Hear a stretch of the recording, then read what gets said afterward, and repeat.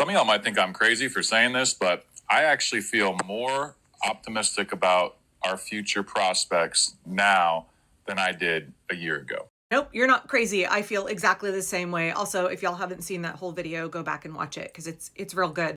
Centennial Farmer talks about how a year ago, after Trump was elected, but before he was inaugurated, he thought that the American public was going to be fairly apathetic and just kind of lay down and let Donald Trump roll on in. But that's not what we're seeing. We're seeing the opposite. People who were previously like kind of checked out, kind of clueless, were not really aware of the severity of the situation. They're becoming educated, informed, activated. They are taking personal responsibility and volunteering, making great sacrifices to stand up for democracy, to stand up for those targeted by the regime. We are seeing Americans refuse to lay down and instead hold the line and push back. I made a video a while ago asking the question, how do you know if your movement is actually winning? Like when you're in the thick of it, when you're in the weeds, you're in the trenches, how do you know if your movement is succeeding? And there are a number of different metrics, right? Like, are you growing in number? Are your resistance events increasing? And yes, the movement is growing. We're seeing more and more people get plugged in. Indivisible still has new groups being added every single week. And I know a number of other grassroots orgs are swelling in numbers as well. Also, we are seeing the number of events, not just protests, but other kinds of events like Whistle Brigade events, folks going and flanking schools to make sure that children are safe. Other forms of direct action, all of those are increasing in number. And not only that, there are far more protests this year than there were during the first year of Trump's first term. But also we are diversifying our tactics. We are trying new things. We are innovating. We are watching people innovate in really tremendous ways. Starting all the way back with Tesla Takedown, which was wildly successful. Empty chair town halls, all of the tactical frivolity at protests here in Portland. Just tons of innovation and adaptation where people have the regime push against them. And instead of backing down, we say, no. We're going to build our skills. We're going to try new things so that we can not only resist even harder, but so that we can push y'all back. We can push the fascists back. And for me, I really agree with this whole video. I am far more optimistic than I was a year ago. And that may seem really strange because there's a lot of dark things happening right now. The regime is really big and blustery. I said in a video, like, what was it, maybe 2 weeks ago, that I think we're kind of actually hitting the point where the regime is experiencing an extinction burst. But that doesn't mean that that's going to go on for like days. It will go on for months and months. But they're reaching a fever pitch. There is this kind of desperation coming from the regime. And so even though things feel really scary, I remind myself that feelings are not facts. I try to check the facts. I try and step back and I try to get an accurate assessment of what's going on. And yeah, I agree that I am more optimistic than I was a year ago, but I want to take it even a step further. I am more optimistic than I was 3 years ago or 8 years ago. And you may be like, Angela, what do you mean you're more optimistic now than you were during the Obama years? What are you talking about? So let me tell you, I feel like we are in a place right now, late 2025, going into 2026 America, where the potential for a very different future than we have ever had before is more accessible than it has ever been in my lifetime. Now, I've been saying for the last year, ever since the United Healthcare CEO incident, which Luigi had nothing to do with, obviously. I saw somebody on TikTok who was like, oh no, I totally have an alibi for him. He was at my Bible study. Anyway, I'm going to headcanon that. But for the last year, I've been saying we're closer to class consciousness than I have ever seen us in this country. I feel like we are on the cusp. And what can we do to nudge us all over the edge? Not so that we go into free fall, but so that we jump off the cliff and we find our wings and we soar, right? Like all of that kind of metaphorical, like, yes, we are coming together. We have this potential to build something so much greater than what we have now. We have this opportunity right in front of us in a way that I do not think we have ever had to create an America that works for working class people. More and more and more, we are seeing people realize, the actual source of my oppression is the oligarchy. It's actually the super rich. It's actually the billionaires that are not only destroying the planet, but also destroying my quality of life. Oh, wait a minute. Capitalism is a system built on exploitation of the planet, exploitation of people, all in the name of profit. And it's entirely unsustainable. And like, we all deserve better than this.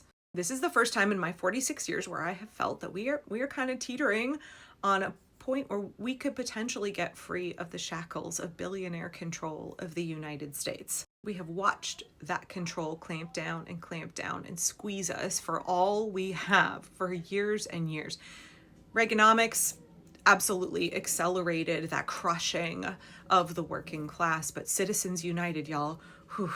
I have seen more people talking about Citizens United in the last 6 to 8 months. And I don't just mean, like, of course, on leftist social media, of course. I mean regular, run-of-the-mill, middle-of-the-road folks and conservative folks as well. If you ask people who voted for Donald Trump what it is that they want a good quality of life for them. And if you ask them why it is they don't have that, they're at a point now where they can recognize that, oh, for-profit healthcare is screwing me over. The super rich billionaires are screwing me over. The problem is that Donald Trump said, well, I'm a populist and I'm going to save you from all of this. I'm going to come in and make America great for the working class. And they bought that lie because he's always been a faux populist, right? He's a billionaire. He was never going to do anything good for the working class of this country. But if you get to the root of the motivations for so many working class people who voted for Donald Trump, what they want is populism. What they want is universal health care. What they want is a good quality of life for regular people. What they want is to stop being crushed under the ruling class, the elites, the billionaires. They want their tax dollars to go for caring and revitalizing their communities rather than the military industrial complex, rather than making corporations even richer. We have bailouts for corporations on the regular. We have welfare for Walmart. And Americans, the people of this country, struggle harder. I just feel like we are at this moment in time. I'm gesticulating so much because I'm so excited. I'm not even working on my knitting. I'm so wound up over this video. We are at a moment where we are having these conversations out in public in large numbers in ways I have not seen before, like the conversation about universal health care, having open conversations about government corruption now that we're living under a kleptocracy, or as I like to say, thievocracy. It's just so apparent that the government is misusing our tax dollars. It's become so overt. Like, maybe this is one of the things I appreciate, like a backlash effect, a way that the tactics of the Trump regime are backfiring on them, is that the corruption is so overt. It's so incredibly transparent that the federal government is working on behalf of the super rich, on behalf of corporations. They are taking our tax dollars to enrich themselves, and they are making everything in this country non-functional. It's having that backlash effect of prompting people to say, like, what is it that my tax dollars should fund? What kind of quality of life should we have in the US? Wait a minute, my tax dollars should be funding schools and healthcare and our roads, medical research, revitalization projects. Why is it that my tax dollars are going to Elon Musk so that he can play at space mining? Why are hundreds of millions of dollars going to Grok and buying cyber trucks? Why is Donald Trump writing pardons for CEOs who scammed Americans out of billions of dollars? People are having these conversations and people are really waking up. And so I feel really hopeful that I know we're in dark times right now, but the future is not yet written. And I just feel like there is all of this potential right now to create a very different future, because we have to have imagination for what we want, right? If you don't follow Possibility Maven, I think that their content is some of the best content on TikTok. We have to dream of a better future before we can craft it. We have to have imagination for what our society could look like.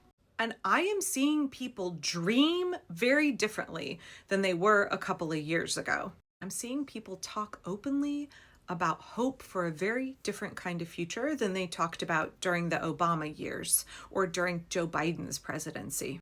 Folks are dreaming bigger, thinking bigger than they were a few years ago, because as long as everything is going to hell, as long as Donald Trump is destroying the country, now that it's glaringly apparent that the United States and so many of our elected representatives are working for the super rich and not for us, as long as we are struggling now to make sure we bring about a post-Trump era, what is that era going to look like?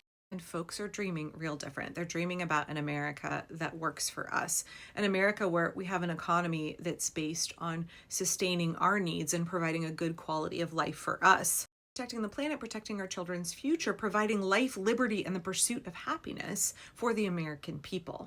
the future is not yet written, and we're dreaming of a better future. And that is why I'm so hopeful right now.